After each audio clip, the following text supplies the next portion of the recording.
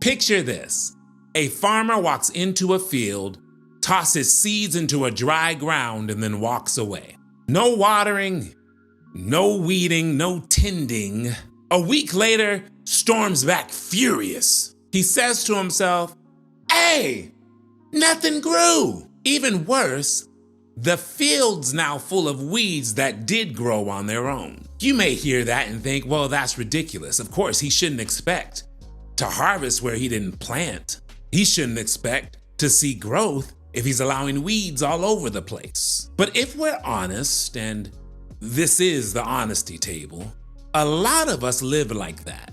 We throw one seed, one workout, one clean meal, one morning of writing, one burst of motivation, and expect a harvest. We don't protect the soil. We don't water it with consistency. We don't shield it with discipline, and yet have the nerve to wonder why our dream hasn't taken root. This is part 2 of our Becoming series. And before I go any further, let me ask you, where have you been seed throwing instead of soil tending? Because success isn't like a lightning strike, it's a garden. And guess what, baby? Gardens don't reward moods, they reward maintenance. Today we're talking about building the habits, the small daily disciplines that make success impossible to ignore. Many don't fail because they feel like they're incapable. They fail because they chase moods instead of building systems. You go to the gym when you feel motivated, work on a dream when you feel inspired, pray and journal whenever the vibe feels right. But what happens when the mood isn't there? You begin to enter the cycle. Sprint, stall, shame, repeat.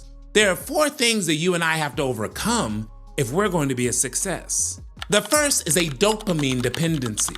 Our brains love novelty.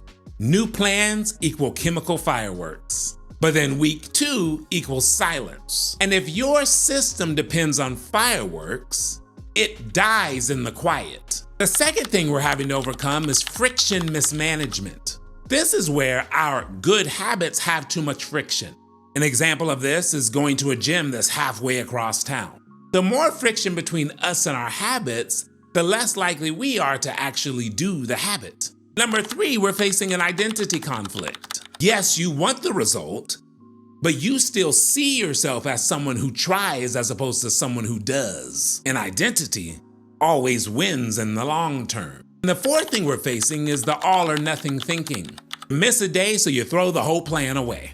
And it's ironic how the perfectionist kills the practitioner.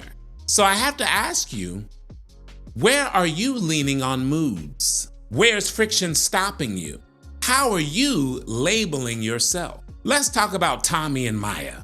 Tommy ran on adrenaline. New shoes, new planner, 5 a.m. challenges. For 10 days, Tommy crushed it. 2-hour workouts, strict diets, and 0 wiggle room. On day 11, life hit. Late meeting, poor sleep, missed 1 day that turned into 2, and then Tommy entered the spiral of shame. See, I knew it wasn't discipline. Remember the cycle: sprint, stall, shame. But Maya picked a different path.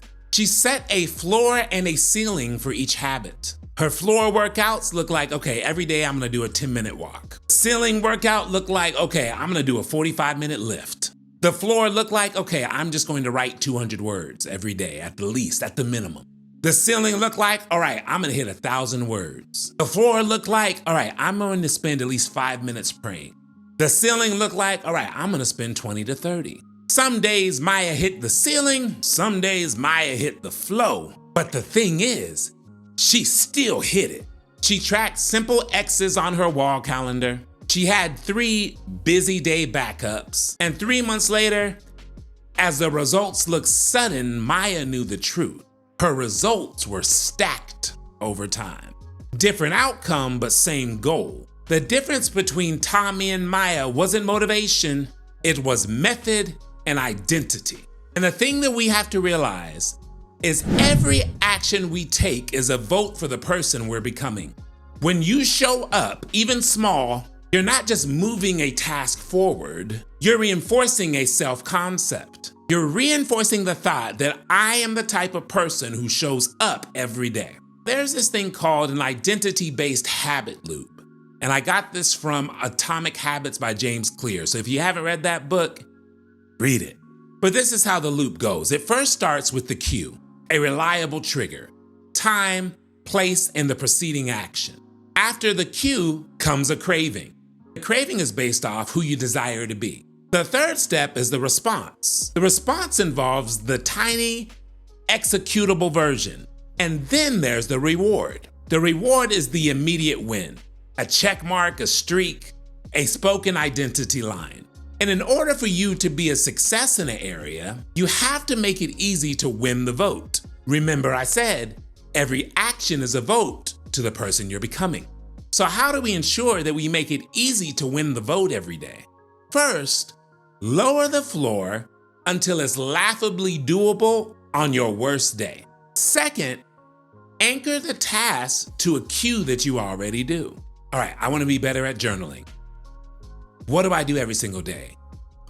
I wake up and I have coffee. After I make coffee every day, I will journal for 5 minutes. 3 is design your environment. Lay out shoes, open the dock, place the journal and pen by your coffee mug every morning. And lastly, track the streak where you can see it. Now, the thing to remember, the garden doesn't care how impressive the watering is. It cares if it happens. Now, there's a principle that we need to discuss, and that is concerning the concept that self-discipline is freedom.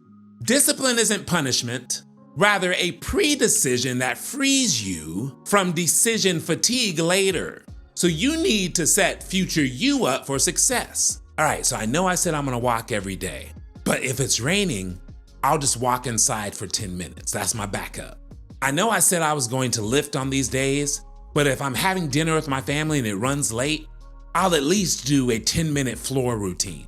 Another helpful thing when it comes to establishing self-discipline is to friction flip.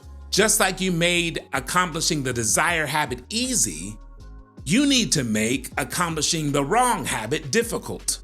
Add steps between you and your bad habits. And lastly, train yourself to never miss twice. The reason I like this is because missing once is normal. It's likely to happen. Life's gonna life, and you're probably going to miss once. But missing twice becomes the start of a new pattern. The second miss is where discipline saves your identity. Moving forward, I want you to think of discipline as the guardrails. It is quite literally the guardrails for your momentum in life. Guardrails don't stop the race car from going faster. They actually allow it to go faster without fear of flying off the track. In the story of Maya, I mentioned the floor-ceiling backup plans. And you want to put this in play when it comes to any of your daily habits. The floor is the minimal viable version.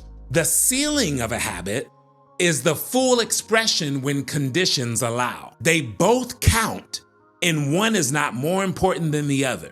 These are what I call busy day backups. The floor is the version you do when life tries to threaten your daily routine.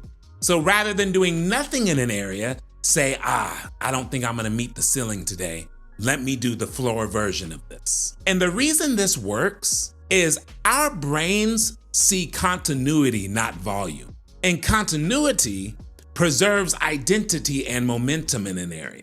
Another thing that we need to consider is the simple concept that environment is greater than willpower. You can't outwill a bad setup. Put your running shoes next to your bed. Keep your book on your pillow so you have to physically move it before you get in there. Charge your phone in another room and buy yourself an old school alarm clock. Prep your breakfast the night before. Create a focus dock where you have your water bottle, you have your headphones, you have a notebook and a task card, things you have to do the next day. Those are just random options, but the most important thing for you to remember is that your small environmental choices remove the argument that you're going to have with you. Let's talk about keystone habits. I challenge you to pick one daily keystone habit, the kind that ripples into everything else, and do it for the next 30 days. Don't pick 10, Pick one habit that is so simple that you would need help in order to not do it. Now, when you're choosing your keystone habits, the thought process is it easy and is it potentially impactful? Those are the two factors. Ease is, could I do this habit even on a chaotic day? Impact is, does it positively affect multiple domains? Maybe your energy, clarity, mood, or productivity. Examples of this. For 30 days, I'm going to wake and walk. My floor is 10 minutes. My ceiling is 30. The impact is it'll affect my energy, my mood, and my circadian rhythm. Another one. I'm going to read this self-development book every single day. My floor will be 5 pages. My ceiling will be 3 chapters. The impact is it's going to affect my ideas, my language, and my perspective. I'll give you one more. I'm going to have a protein-first breakfast. My floor is I'm gonna drink a protein shake. My ceiling is I'm gonna get up early and I'm gonna make myself some eggs. The impact is that I will have energy, I will have focus, and I will manage my hunger throughout the day. You see how simple habits can become if we just stop arguing with ourselves? So choose your keystone habit for the next 30 days. With the habit, choose a floor and a ceiling, and along with the floor and the ceiling, give yourself 2 lifelines, maybe sick days or travel days, something happened. Just make sure you use them intentionally and not carelessly. If in the next 30 days you fall off track, stop and ask yourself, okay, I fell off track. Was it a strategy issue or was it a story problem? The things that I'm telling myself about this practice. Fix it and then get right back on track. And if you do this for 30 days, you are going to begin to convince yourself that you are steady when hype fades, that you're a builder and not a binge starter, that you are someone success can trust. Plant the seed, water the soil, protect the garden. Don't confuse quiet days with wasted days. Gardens grow in silence. Roots deepen before fruit shows. And your job is as simple as showing up and continuing to do so. If you're joining the Keystone Challenge, I want you to put in the comments, I'm in for 30 days. And if you want another layer of accountability, go ahead and add what your keystone habit is. This was part 2 of our Becoming series. Hit the subscribe button so you do not miss part 3. And in the meantime, always remember that growth is a journey, it's not a destination. I'm in it with you, and I'll see you on the next one.